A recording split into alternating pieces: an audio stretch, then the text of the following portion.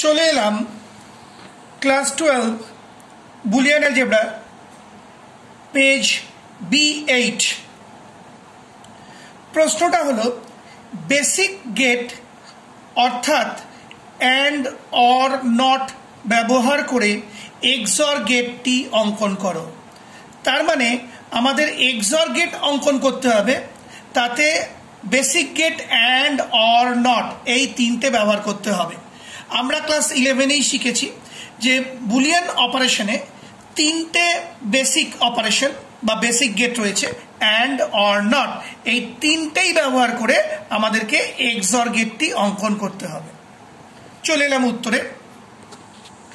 এক্সঅর এর বা এক্সঅর গেটের বুলিয়ান এক্সপ্রেশন বা লজিক্যাল এক্সপ্রেশন হলো A dot A not dot B plus A into B not. তার মানে আমরা আগের ভিডিওতে এই লজিক্যাল এক্সপ্রেশনটা কি করে পেলাম দেখে নিয়েছি। তাহলে আগে আমরা লজিক্যাল এক্সপ্রেশনটা লিখে নিলাম A not into B plus A into B not. এই লজিক্যাল এক্সপ্রেশনটাকে এবার আমি লজিক গেটের মাধ্যমে প্রকাশ করব। লক্ষ্য করো, এ বি দুটি ইনপুট, কারণ এখানে দুখানেই ভেরিয়েবল দেখাচ্ছে এ আর বি, সুতরাং এ আর বি আমরা দুটো ভেরিয়েবল নিলাম। এবার লক্ষ্য করো এক্সপ্রেশনটা ইনটু আছে, প্লাস আছে, আবার ইনটু আছে। ছোটবেলা থেকে শেখা সরল অঙ্কের নিয়ম অনুযায়ী ইনটু বা গুণের কাজটা আগে হয়, সুতরাং গুণগুলো আমরা আগে করে নেব, পরে যোগের কাজটা আসবো। অর্থাৎ এই অংশটা করব আগে, এই অংশটা করব তারপরে, সবার শেষে প্লাস হবে। তার মানে গুণের কাজ আগে হচ্ছে, তারপর যোগের কাজ হবে সরল অঙ্কের নিয়মে।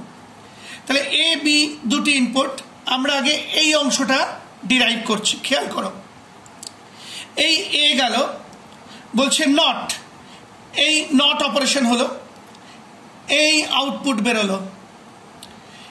বি, এই বি গেল, তাহলে ওপর দিয়ে এ নট গেছে, এই বি গেল, এদের মধ্যে হলো ইনটু, আর ইনটু মানে লজিক প্রোডাক্ট, আর লজিক প্রোডাক্ট মানে আমরা জানি অ্যান্ড অপারেশন, এই অ্যান্ড অপারেশন আঁকা হলো।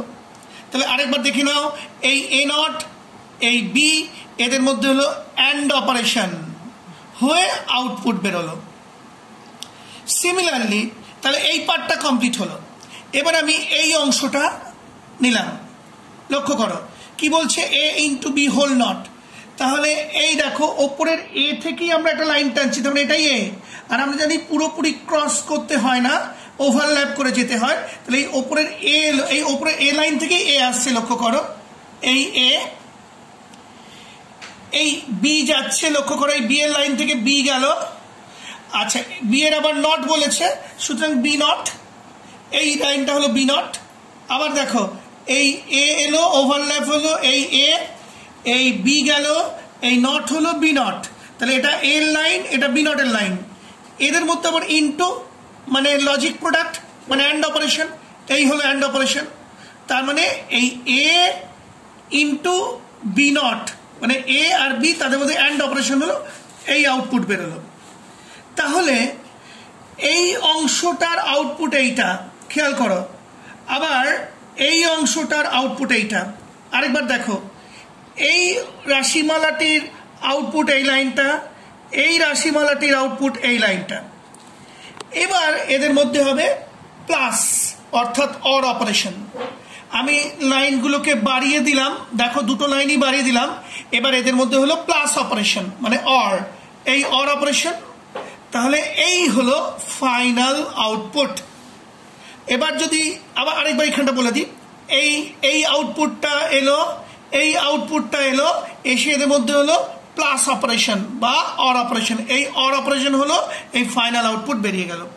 এবার যদি লেবেলিং করি তাহলে কি করে বোঝাচ্ছি দেখো, এই এ এলো নট, তাহলে এ নট, এটা তো বি গেছে, তাহলে হলো এ নট ইন্টু বি।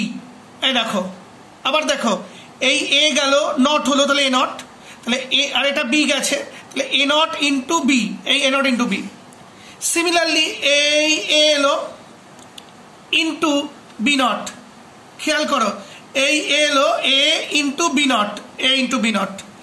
এইবার ফাইনালি কি হচ্ছে, এটা প্লাস এটা, লক্ষ্য করো এটা প্লাস এটা, দেখো তাই লেখা হয়েছে, মানে এ নট ইন্টু বি প্লাস, এই যে এ নট ইন্টু বি প্লাস এই প্লাসটা এখানে, আর এ ইন্টু বি নট মানে এ ইন্টু বি নট, তার মানে এটা প্লাস এইটা, ফাইনাল আউটপুট বেরিয়ে গেল।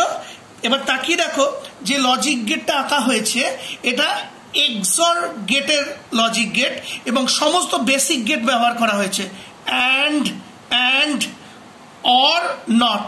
আবার বলছি, পুরো লজিক গেটটায় basic gate and or not ব্যবহার করা হয়েছে। এই দেখো অ্যান্ড অর আর নট, অর্থাৎ অ্যান্ড অর নট ব্যবহার করে আমরা এক্সর গেটের লজিক গেটটা তৈরি করলাম। এইভাবে পুরো ব্যাপারটি বিশ্লেষণ করতে হয়। সেই সঙ্গে আমার এই ভিডিওটি শেষ হলো।